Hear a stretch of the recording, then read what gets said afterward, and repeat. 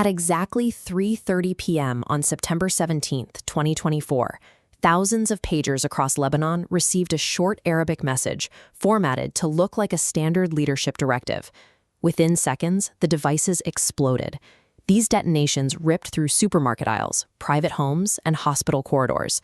The civilian toll anchored the human tragedy. A 9-year-old girl named Fatima died when she picked up a ringing pager to hand it to her father. At the Beirut airport, travelers began frantically prying the batteries out of their own devices, terrified they might be carrying the next bomb. The terror escalated the following day.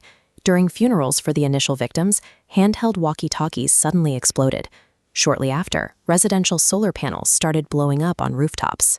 A targeted strike had successfully hit Hezbollah, leaving the world with a complex logistical puzzle: how an adversary bypassed the strictest security protocols in the Middle East to put thousands of bombs into militants' pockets.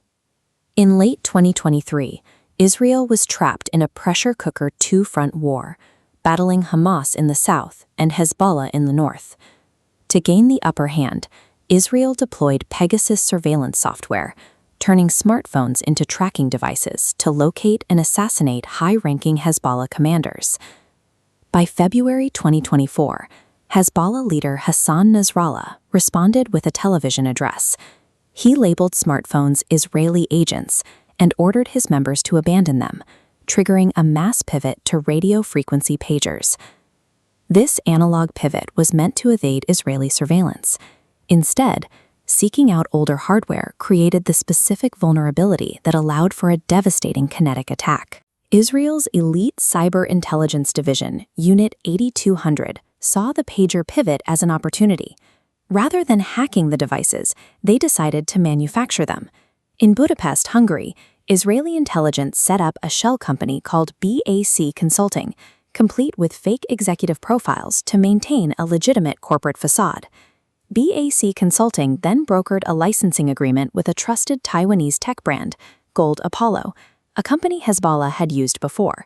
The terms gave BAC Consulting total control over the hardware. They would manufacture the AR-924 pagers themselves, using the Gold Apollo branding to establish trust. Hezbollah, working through back-channel networks to avoid sanctions, purchased 5,000 of these disguised pagers. The transaction money was routed cleanly through European banks. Unit 8200 weaponized global trade and corporate licensing agreements to bypass Hezbollah's perimeter. Inside the AR-924, an explosives expert would find a weight anomaly within the device's power source. While a standard battery weighs 23 grams, one in these pagers weighed exactly 20 grams. The missing 3 grams accounted for a microdetonator. The remaining casing contained PETN explosive. 3,000 of these compromised units successfully crossed into Lebanon and were distributed to operatives throughout the country.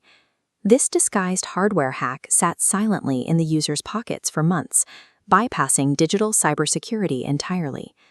By September 2024, Israel faced intense domestic pressure to push Hezbollah back from the northern border, so 96,000 displaced citizens could return home. Prime Minister Benjamin Netanyahu faced further pressure following a recently thwarted Hezbollah bombing attempt in Tel Aviv. On the morning of September 17th, a high-level security cabinet meeting concluded with the final decision to trigger the devices. The attack triggered a psychological collapse within Hezbollah. Members became paranoid, discarding televisions and laptops, effectively cutting off their own ability to communicate. This psychological decapitation destroyed Hezbollah's trust in the infrastructure they relied on for daily operations. The blast also provided an intelligence coup. The Iranian ambassador to Lebanon was injured by one of the pagers, exposing hidden connections between the two networks. This attack blurs the boundaries between kinetic military action, cyber warfare, and international logistics. By turning 5,000 everyday communication tools into active munitions, this operation proved that the reach of modern intelligence now extends through every link in the global supply chain.